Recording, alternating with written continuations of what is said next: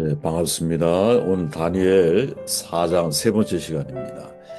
13절 말씀을 제가 읽을게요. 내가 침상에서 머릿속으로 받은 한 상 가운데 또 본즉 한 순찰자 곧 한 거룩한 자가 하늘에서 내려왔는데 그가 소리질러 이처럼 이르기를 그 나무를 베고 그 가지를 자르고 그 잎사귀를 떨고 그 열매를 해치고 짐승들을 그 아래에서 떠나게 하고 새들을 그 가지에서 쫓아내더라. 순찰자의 시선을 의식해야 합니다. 라는 제목으로 말씀을 나누도록 할게요. 다니엘 4장은 느부갓네살 꿈에 대한 다니엘의 해석을 소개하죠. 19절은 꿈을 듣고 난 다니엘의 반응, 20절 이하에는 다니엘의 입으로 재진술되고 있는 꿈의 내용을 소개하고 있습니다. 아마 다니엘이 그 꿈을 자기가 꾸고 나서 되게 망연자실해진 것 같아요. 왜? 이게 왕에 대한 되게 불편한 얘기고 왕의 종말을 선언하는 그러한 꿈이었거든요. 어떻게 말을 해야 할까? 깊이 번민하니까 왕이 야 벨사사라 너는 이 꿈과 그 해석으로 말미암아 벌면할 것이 아니야. 19절에 이렇게 말하죠. 그러니까 다니엘은 민망한 마음으로 내 주여 그 꿈은 왕이 미워하는 자에게 응하며 그 해석은 왕의 대적에게 응하기를 원하나이다. 무슨 말일까요? 꿈이 너무 불행해. 근데 이게 왕에게 이루어지지 않았으면 좋겠어. 연민을 느끼는 거죠. 상당한 호의가 작용되고 있다는 것을 깨닫게 되죠. 느부갓네살에 대한 다니엘의 마음은 불편한 게 아니야. 나쁜 게 아니었어. 정말 상대가 잘 되기를 바라는 마음이었다라는 거죠. 우리도 때로 우리가 속해 있는 곳, 내가 만나는 사람, 불편하게 할 수 있죠. 그러나 그럴 때는 항상 기억해야 할 게 있다고 봐요. 인과응보. 신앙은 인과응보를 넘어서는 그럼에도 불구하고의 신앙까지 나아가야겠지만 사람을 우리가 심판하고 판단하려고 할 때는 그때는 항상 멈칫거려야 된다고 봐요. 내가 뿌린 대로 거두는 거지. 내가 예를 들어 내 손에 피를 묻히면 누군가 내 몸에 피가 흐르게 만들 수 있다는 사실을 잊으면 안 돼요.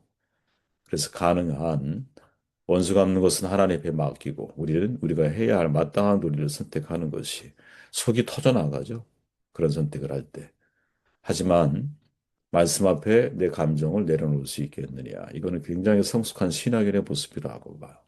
꿈에 대한 해석이 이루어지죠. 아주 하늘에 닿은 나무, 한마디로 표현하면 이거예요. 하늘에 닿은 나무. 왕의 권세가 하늘을 찌르고 있는 거죠. 그래서 한마디로. 권세가 하늘을 찔러 무슨 말일까요? 왕이 하나님보다 높은 위치에 자기 자신을 세우는 거죠. 신의 영역에 속한 사람인 것처럼 생각을 하는 거야. 그때 뭐라고 말을 합니까? 들짐승들과 함께 들풀을 뜯어먹으며 일곱 대를 지내게 된다. 이렇게 말하죠. 가장 무서운 게 뭘까? 모든 사람들보다 자기가 더 낫다고 생각하는 마음이죠. 그 속에는 사람에 대한 어떤 무시를 넘어선 하나님과 같은 자리에 자기를 세우는 일이라는 사실을 인간은 잘 몰라요. 그러면 안 되거든요. 똑똑해야 얼마나 똑똑합니까, 우리가. 오히려 똑똑한 그것으로 인하여 우리는 실패, 낭패를 경험하게 될 확률이 대단히 높거든요. 겸손해야죠. 사도 바울이 말하듯이 남을 더 낮게 여기는 마음. 이 마음이 우리에게 정말 평생 잊지 말아야 할 중요한 또 높은 자리에 올라가서 그런 고민들을 해야 한다고 봐요. 다니엘은 꿈을 해석하면서 이게 왕의 꿈이 하나님이 결정한 거야, 이미. 결정한 일이라고 하는 신탁임을 강조하고 있죠. 곧 현실이 될 거란 말이에요. 그리고 곧 현실이 되죠. 우리가 주목해야 할 게 뭐냐? 이 가운데서 표현이 나오죠. 하나님이 보내신 거룩한 순찰자, 한 순찰자가 내려와서 이렇게 표현하는 거예요. 순찰자, 아람어로 이르라고 하는 말인데 깨우다, 깨우시다, 격동시킨다라고 하는 아람어 히브리어 동사 우루에서 파송된 명사예요. 다시 말하면 인간의 내면에 숨어 있는 것들을 일깨우고 격동시키는 존재. 그가 하나님이신 거죠. 현대적인 용어로 표현해 본다면 감찰한다 이런 표현으로 확장 해석해서 사용할 수 있지 않을까 생각해 봐요. 하나님 모든 권력자들을 감찰하시는 거죠. 숨은 의도를 파악하시는 거죠. 잠언 15장에 보니까 코엘의 솔로몬이 여호와의 눈은 어디에서든지 악인과 선인을 감찰하시느니라. 선악을 판단하는 눈은 우리에게 없어요. 오직 하나님에게 있어요. 그걸 믿어야 돼요. 그래서 우리는 나에게 악인이 과연 하나님 앞에 다 악인이 될 수 있을까? 그렇게 착각하기 시작하면 한이 없는 거예요. 항상 우리가 힘들어도 기억해야 할 게 있어요. 나의 정의를 드러내기 위해서 상대의 불의를 들추는 순간 나나 그 사람이랑 똑같은 사람이 되는 거예요. 그죠? 하나님이 그것을 드러내시도록 우리는 오히려 덮는 일을 하는 게 더 유익한 것 같아요. 근데 이게 얼마나 어려워요, 살아보면. 하지만 이게 우리의 삶의 습관이 되고 관습이 되고 내 몸에 완전히 체득이 되도록 노력을 해야 한다라는 거죠. 그래야 삶에 저는 선한 길이 열리는 것이 아닐까. 여호와의 눈은 어디에서든지 악인과 선인을 감찰하시고 대저 사람의 길은 여호와 눈앞에 있나니 그가 그 모든 길을 평탄하게 하시느니라. 하나님은 사람의 길을 사람의 모든 걸음을 감찰하신다. 욥기. 귀를 지으신 이가 듣지 아니하시랴. 눈을 만드신 자가 보지 아니하시랴. 이 성경에 보면 종종 여호와께서 보심에 좋았더라 또는 보심에 악하였더라 이런 구절들이 나오죠. 우리가 읽은 구절도 그 의미를 담고 있잖아요.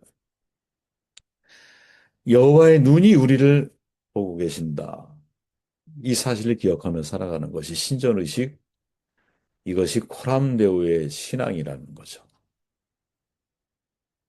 예레미야 선지자를 통해서 나 여호와는 심장을 살피며 폐부를 시험하고 각각 그 행위와 그 행실대로 보응하리라. 무서운 말이죠. 내 심장을 살핀대 하나님께서.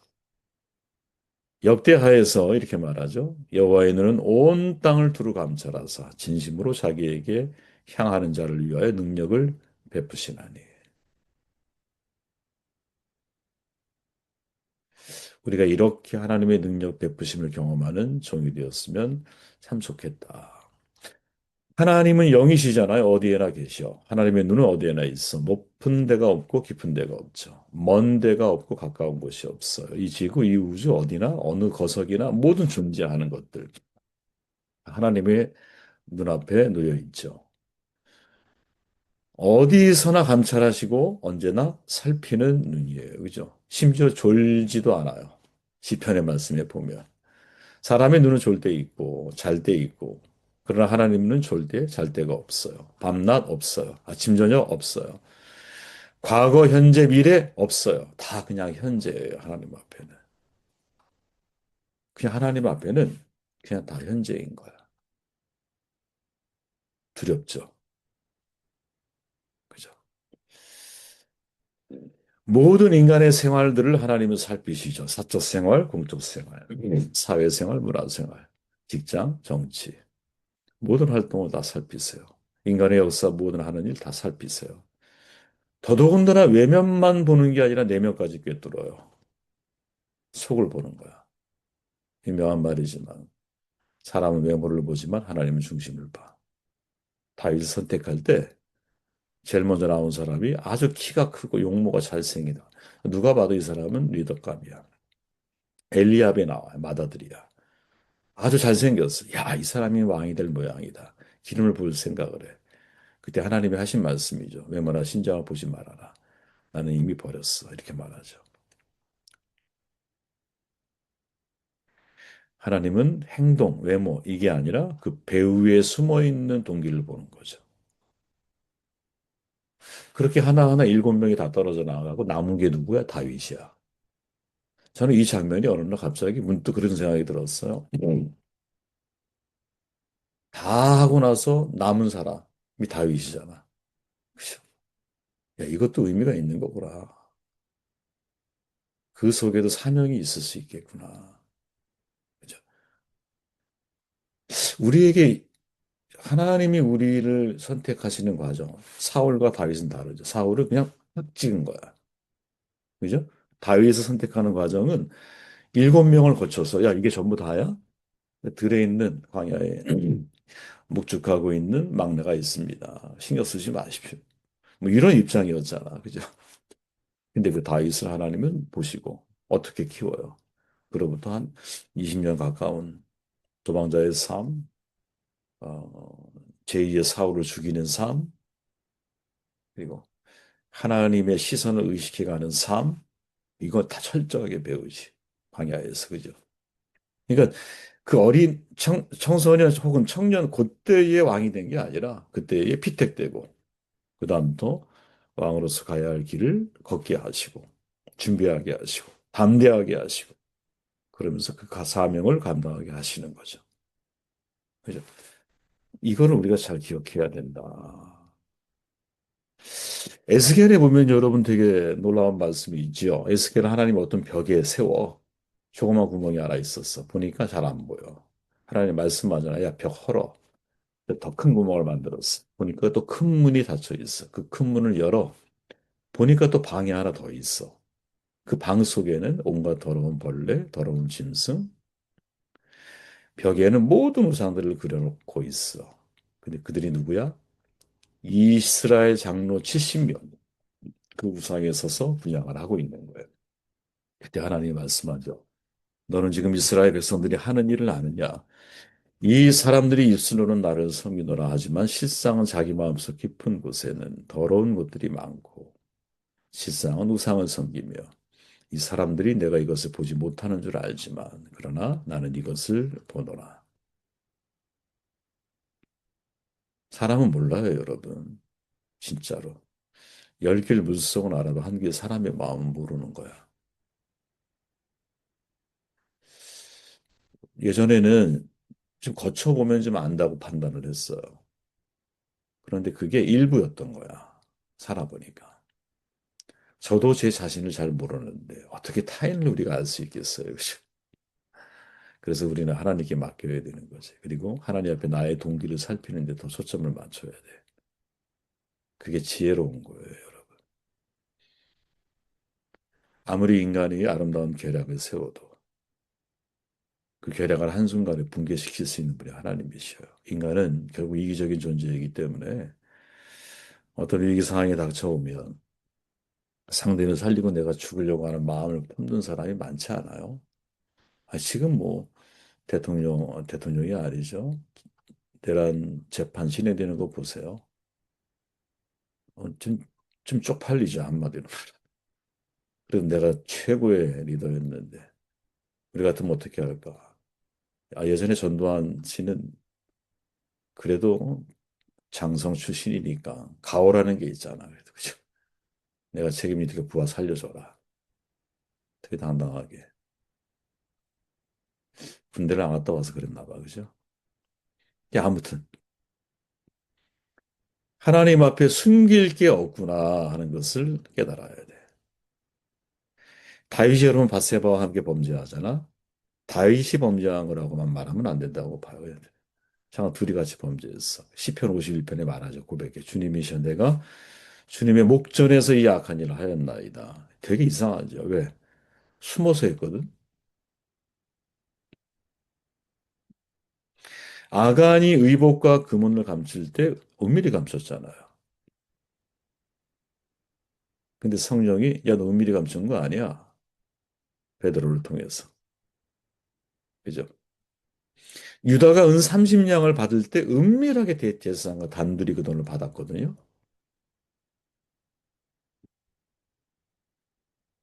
그죠? 두렵죠. 그래서 정말 우리에게 필요한 의식이 뭘까? 가만히 생각해 보면. 내가 주의 목전에서 이 악한 일을 하였습니다. 하나님이 내 내면의 동기, 겉으로는 참 그럴싸한데, 정의로운 것 같은데, 내 안에 있는 동기가 상대를 죽이려고 하거나, 자기의 숨은 권력에 대한 욕망의 표현이 이었다거나, 혹은 모든 사람들에 대한, 너희들은 잘 몰라. 내가 제일 똑똑해. 내가 말한 게 진실이야, 진리야. 라는 교만한 마음에서부터 출발한 행동이었거나, 이거는 우리는 잘 모르죠. 100%. 그런데 하나님은 보고 계신다. 이 사실을 잊지 않아야 되지 않겠나 하는 생각을 하게 되었습니다.